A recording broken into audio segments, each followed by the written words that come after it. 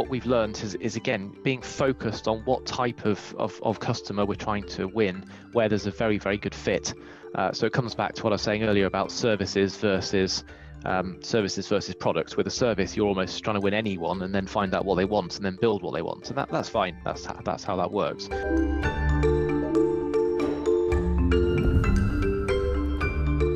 Welcome to UpTech Report. This is our Founder's Journey series. UpTech Report is sponsored by TerraLeap. Learn how to leverage the power of video at terraleap.io. Today, I'm joined by my guest, again, Andew Butt. This is part 2 of our discussion. He's based in San Francisco, California, co-founder and CEO of Enable. Now, Enable is focused on supply chain digitization. They're much more than a rebate management software, but it was a fascinating conversation. Definitely go back and listen to part 1 of our conversation to know more about Enable. But in this conversation, Andrew, I'd love to hear more about your story, your journey of building Enable, because it's been almost 6 years, 5-6 years now since you started. How did you get to where you are today? Sure. So, yeah, I mean, my background has always been in kind of applications, software applications, and starting out really in the late 90s when web software started to take off, and people were starting to create applications in the cloud. And of course, it wasn't called the cloud back then, but that's kind of what it was. And I've then built a couple of different businesses, and a lot of that was focused on really building software for other people. So we hired great engineering teams and we built software for other people. And along the way, then found lots of common problems and common requests where things were coming up time and time again. And that really is what led to Enable, which was really built to solve a very specific problem that we found our customers kept having. So that I guess was the beginning. I see on your LinkedIn, so you have Information Matrix, LTD, and DCS e-commerce. So that's where like that evolution started of building software for other companies, which then led to Enable. Yeah. So DCS e-commerce, I think I mentioned in part 1, my co-founder is a guy called Dennis Short, and his business is called DCS. So we went into business together and created DCS e-commerce. And you had those going on at the same time, the Information Matrix, building software for others, while you were also being a partner and building DCSS. So DCS was really the kind of DCS e-commerce was the services where we built software for other people, and then Information Matrix, that was actually a previous SaaS company, so that was a spin-off, and that was actually exited to private equity quite a few years ago, but was a great company. Now, for you going from a service business to going into SaaS, talk to me about that transition and the mentality and the change there. How was it different, and what did you learn? Sure. Yeah, well, I really, the appeal of actually building something ourselves, our own product, our own IP, if you like, that we could really help lots of customers to get benefits from a standard product, that was very appealing, rather than just building custom software for other people where it then became their IP, and then we had sort of many different code bases, if you like, so I think building a SaaS business and creating our own product is a real sense of actually creating something of value to the world. What would you say is the biggest challenge in changing from service to product based? Yeah, so it is a very different DNA. I'll use that word again. And in the service world, it's all about just understanding deeply what the requirements are of a customer and then building something that's perfectly tailored to meet those needs. Whereas in the product world, we have to have a fairly standard product that can help lots of people. And it's a different mentality. And saying yes to everyone and building whatever they want is definitely not the way to build a great product. So that is a big mindset shift. Now, for you, when you started Enable, it was bootstrapped. Is that correct? Yeah, correct. What lessons have you learned from starting a Bootstrap to now? You've raised recently your A round. Is that correct? Yes, that's correct. Yeah. So I think the bootstrapping approach is a great way to be kind of very focused and efficient and scrappy. You are literally kind of funding it yourself, so cash is tight, and that really focuses the mind. I mean, one of my investors actually talked about a comparison with vines when they grow, and if there's a very dry year, the vines have to actually effectively dig deeper to get, and that's a bit like a bootstrap company. You have to really have that intensity to get things off the ground. And I think being kind of venture funded too early can result in just spending a lot of capital and before there's any kind of proof points. So I think bootstrapping is a great way to get started and have a kind of model which is viable, and then really the venture funding is how to then accelerate that and actually get it into the market. For you, what was the indicator or data point saying, okay, now's the time to go from just keep bootstrapping to let's raise some money? Yeah.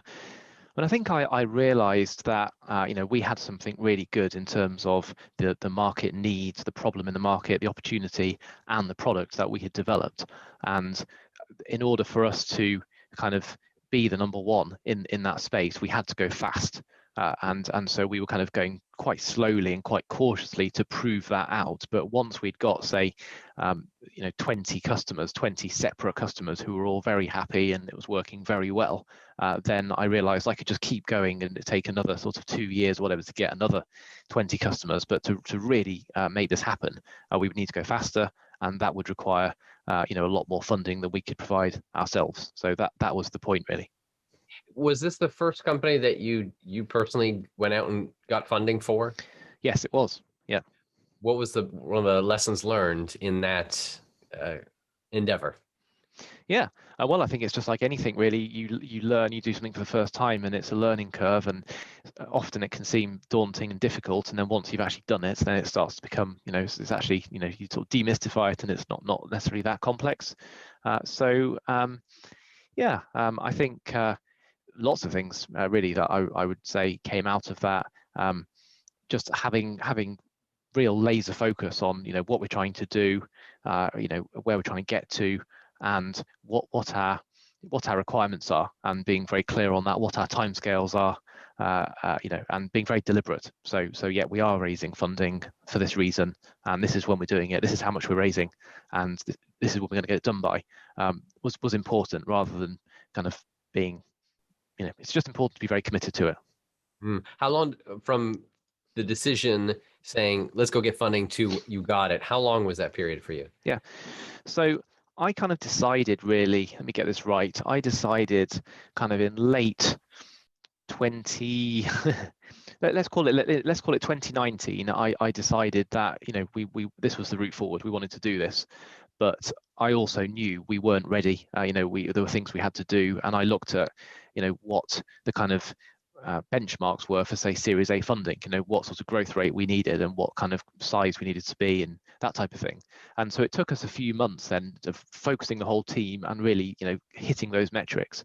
And we were hitting those metrics by late 2019, so call it say October. I then had my first kind of real VC meetings in November.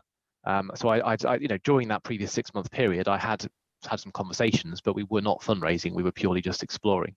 So I started the real kind of meetings in mid-November, and we actually signed a term sheet with our lead investor at the end of December. And we then flipped the whole company from being a UK company to a US, and that did take a few weeks. So in the end, we closed the round in kind of mid-February. So I'd say kind of November to February was the timescale. Gotcha. So you went from, all right, I need certain metrics. We need to be making certain metrics before we even jump into this, to 6 months of prep talking, but not actually pitching yet.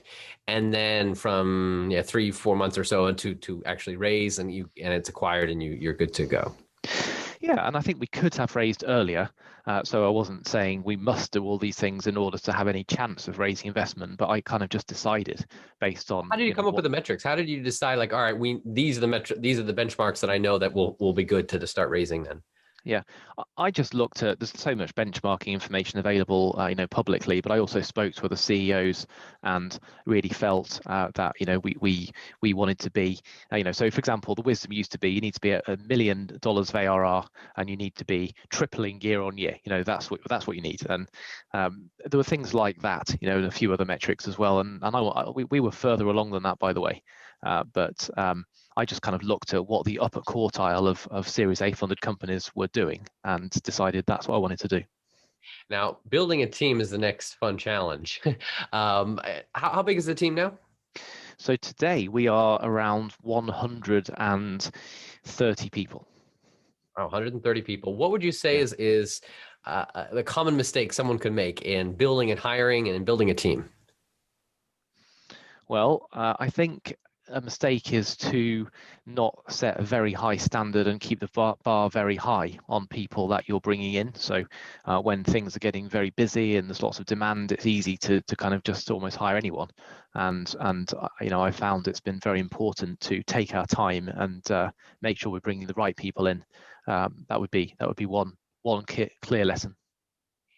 What is your metric, or when you look at a candidate, what are you assessing beyond the resume? Sure. Well, I think the most important thing is attitude, and because everything else can be trained really. So has this person got the right attitude? Do they kind of do they kind of get what we're doing, why we're doing it? What our values are. These are the most important things, and of course in some roles then specific technical ability is needed.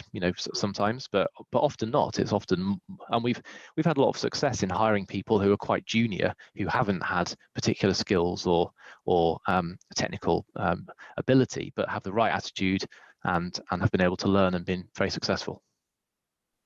Now, once you have the team, to continue to expand is the next fun challenge. So when it comes to marketing and sales, what would you say are some common mistakes that you've seen, maybe even made, that you've now overcome and have been able to utilize to help you in growing? Did you say in marketing and sales? Yeah, I mean, we're quite a sales-led business because we're selling quite high value solutions. So I think if you're, for example, selling, I'm making this up, but if you're selling solutions at $500 a month or something, then it tends to be very marketing-led, and it's about getting thousands and thousands of companies to sign up as quickly as possible. But we are really doing quite large deals with reasonable-sized companies. So I think sales is getting that right, and winning a good number of customers, getting them implemented, getting some good case studies, and sharing those, and then kind of really building the marketing function comes maybe a little bit later, once you've got those case studies.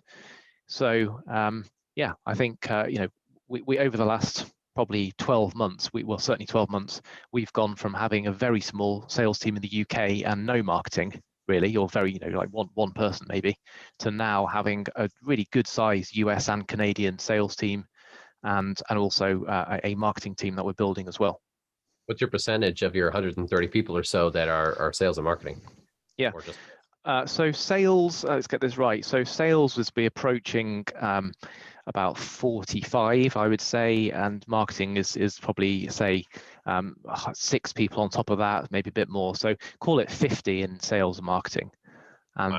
then the others, of the other 80, half of those are engineers, software engineers, and then the other half are kind of implementation people and supporting functions like finance and systems. When this growth period that you're scaling up, you're hiring a bunch of salespeople. What would you say are some of the tactics that have worked really well in your sales enablement, be able to keep that pipeline full and keep the engagement and conversion happening?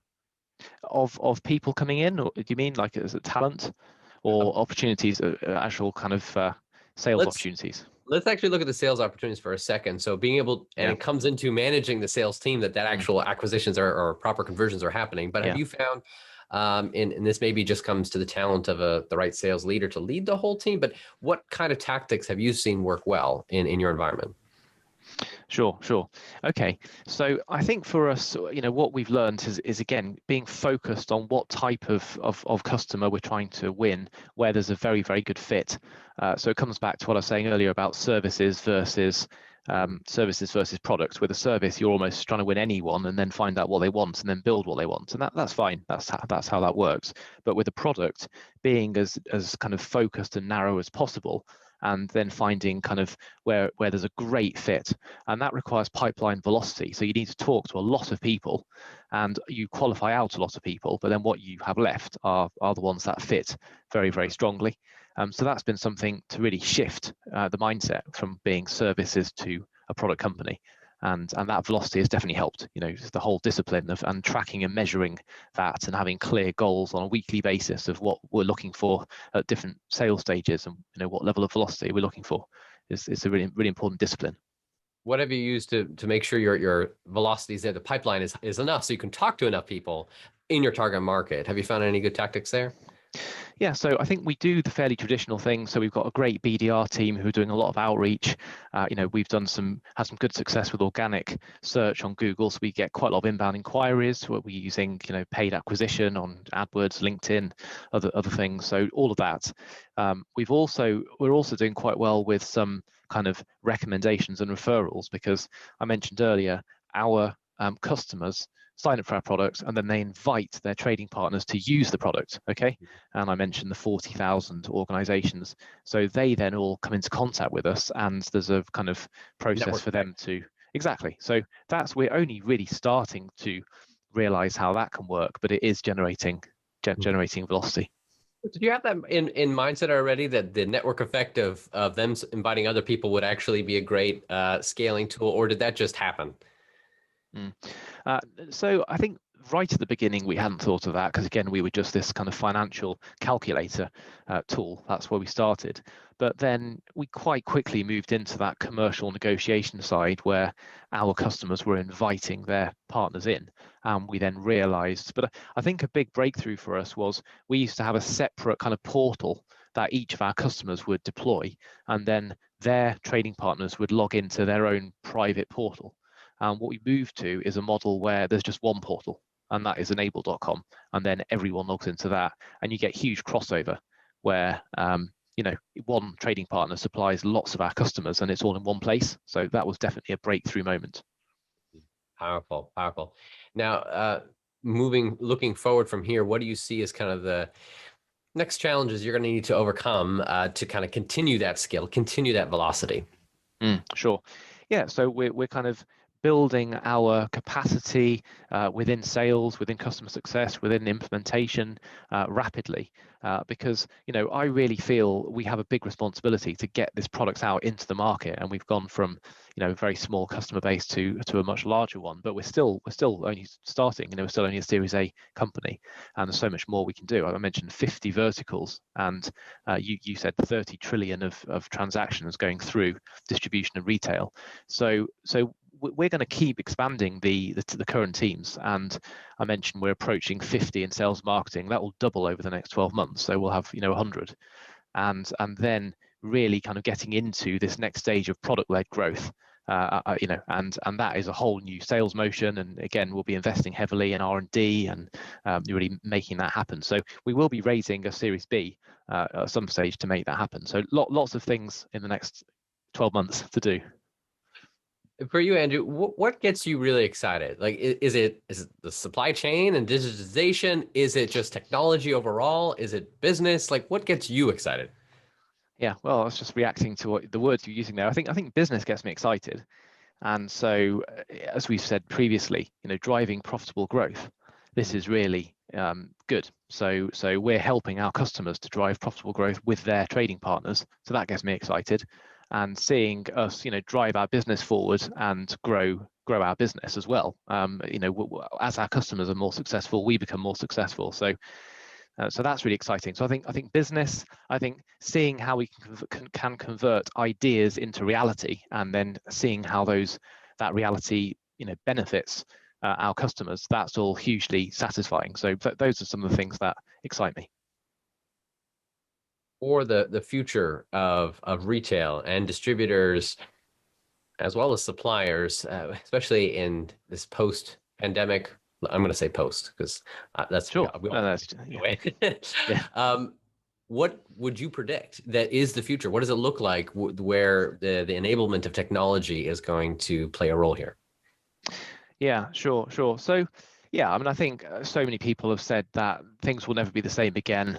And I do think we're going to get back to face-to-face meetings and traveling and all those good things. However, virtually the whole planet now is much more familiar and happy to do online meetings. So that won't go away. There's going to be a lot more of this collaboration and also using collaborative tools. So just like what we're doing in the supply chain, but everywhere, there will be that increased use of those collaborative tools. I think the world's become a smaller place over the last 12 months.